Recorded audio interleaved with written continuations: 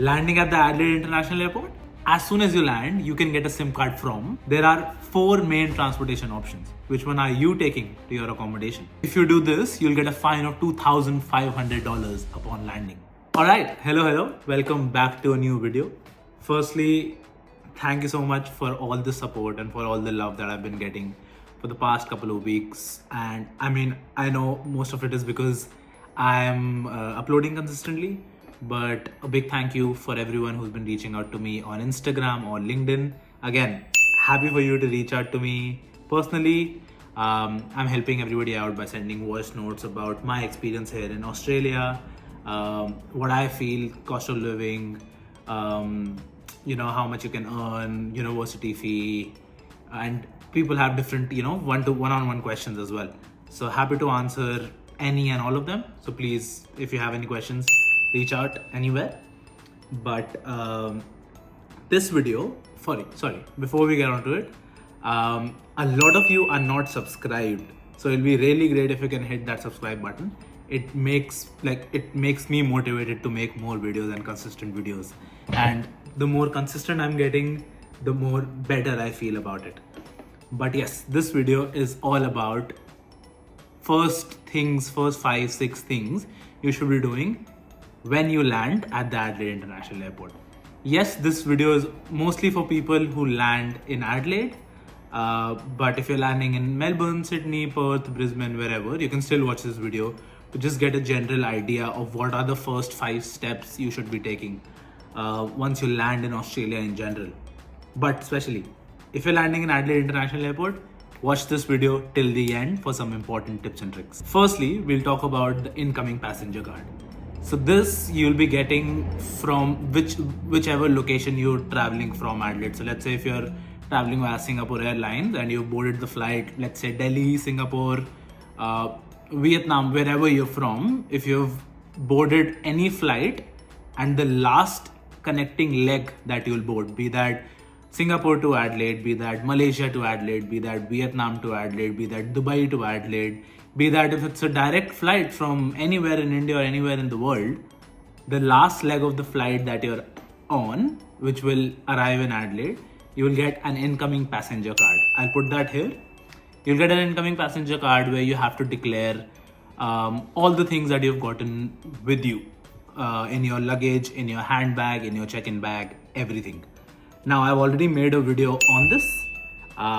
It basically talks about how to not get a fine of $2,500 and everything that you should be declaring, you shouldn't be getting in the first place, you can get, and what are the different terms and conditions around it. So again, watch this video in detail to know everything about the incoming passenger card and what to do, how to declare something, what not to declare, what to declare, etc. And especially I've talked about some tips on how you can get some things in. And this is I'm talking about spices. I'm not talking about any counterfeit goods. I'm mostly talking about spices and just things that I've done in general, which it's a legal way obviously, which allow you to get things in Australia while following the rules. That's first thing done, incoming passenger card. Secondly, another tip and trick for you with baggage. So what I've done, and it has worked for me before, is that I basically tell the airline that, hey, as soon as I land, I have to go for a meeting. It's a very important meeting. I'm really short on time. So if you can put a priority tag on my bag, that really helps in you getting the baggage earlier than other people, because they'll get the baggage out earlier, so you'll get it on the belt earlier than everybody else. Again, it's 100% legal. It's just leveraging the information you have. I'm sharing the information that has helped me before, hence I'm making this video. So if wherever you're checking in, just tell them that, hey, I have a meeting as soon as I land. It's really important, so can you please put a priority tag on my bag? They'll most probably be happy to do it. If they're not, it's okay. If they are, good for you, you'll get your baggage earlier and you won't have to get in a line to get your baggage and then also delay your immigration processes and your baggage checking processes. Third, So one thing you should be ready for is that because you're coming here for the first time, you'll be getting medicines, you'll be getting some ready to eat food, you'll be getting your daily essentials, right? So on the incoming passenger card, you'll have to tick yes to a lot of things, right? So highly likely that your baggage will be checked irrespective if you followed the rules or not. So just be prepared for a little bit of delay. Whoever is picking you up, if anybody is picking you up, kindly tell them to be patient or only arrive or only start from their location once you've landed and gotten your baggage, because it can take you 20 to 30 minutes after even getting the baggage, because there are a lot of people that are coming in this February intake, right? So just one thing to keep in mind. Number 4, SIM card. So again, this is very individualistic. A lot of people will have their friends, relatives, their potential future housemates picking them up from the Adelaide International Airport. But there are also some people who are traveling alone, who don't have any family, who don't have any friends. So if you're landing in Adelaide via an international flight, as soon as you get out through the international arrivals, on your right hand side, there will be a TravelX where you can get a SIM card. Now, I would suggest you to get the SIM card because as soon as you get out of the airport, you will be out of the free Wi-Fi zone, right?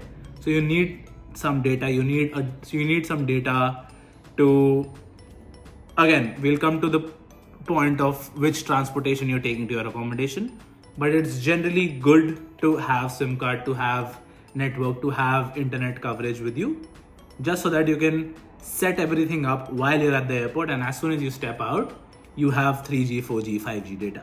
So I will suggest you to get that SIM card from TravelX, even though it is not a student discount or a student pack, because for you to get that student-friendly discount at any of the retailers, be that Vodafone, Optus, Telstra, you'll need your student ID, which you will only get once you go to uni. What you can do is get that starter pack, get that SIM card,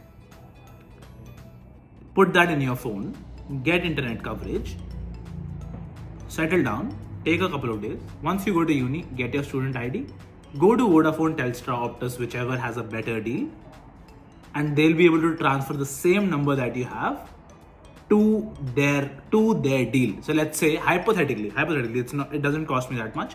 Let's say if I get a $20 starter prepaid SIM card pack from TravelX, put in my phone, get internet coverage for the first day. Once I reach to my accommodation, probably there'll be Wi-Fi or something. Then when I get my student ID and go to Vodafone, they'll transfer the same number on their student plan. So you won't have to change numbers. You won't have to give your number to the people you meet in those 2 days. Again, you won't have to change any numbers. They'll maintain the same number but change your pricing, they'll change your plan. So highly recommend you get a SIM card from TravelX. Second, a lot of people might land in Sydney or Melbourne or Perth, wherever, and then take a domestic flight to Adelaide. As soon as you get out from that domestic flight, there'll be a WH Smith where you can get prepaid SIM cards. Do that. Again, it'll help you loads in just getting that network coverage as soon as you step out, and then it'll sustain you until you get a student-friendly plan from Vodafone, Telstra, Optus, either or. Next, particularly for Adelaide, StudyAdelaide is the study body for Adelaide, and if you're arriving from 8 a.m. to 10:30 a.m., there is a StudyAdelaide student ambassador pop-up, so you'll be able to meet students who are currently studying, who are StudyAdelaide ambassadors at the airport. So if you have any questions, any doubt, they'll be able to help you out. Next thing, transportation options. There are 4 main transportation options. First one, check if your university or if you're booked with a student accommodation, they provide chauffeur services. So check if they provide chauffeur services and book that in advance. Book that before you travel. It's generally free of cost, or if it is costing you $100 and $150, don't go through with it. Second is your Uber or Didi. Here there's no Ola, there's no other apps, there's Uber and Didi. So as soon as you get out from that net that you have from your SIM, Download DD and Uber and see which is cheaper and book an Uber or DD. Third is the local taxi rank. So, sometimes people have problems downloading Uber or DD on their phone, or sometimes they don't have a multi-country card, a Visa or MasterCard that they can load on to Uber or DD. Because one thing is that Uber and DD is cashless here. So one thing that you can do is you can book, you don't have to book, you can basically walk to the local taxi rank and just grab a taxi from there. You tell them the address, very traditional, you tell them the address and you can even pay in cash. That is something that I did. I was very unprepared and I especially came during COVID. I couldn't download the Uber app because my Play Store was on India settings. I couldn't change it to Australia settings because for me to change it to Australia settings, I needed a card that I could load onto Google Play Store, and I had an Android phone back then. So I just, chose to go with a local taxi, for which I paid through cash.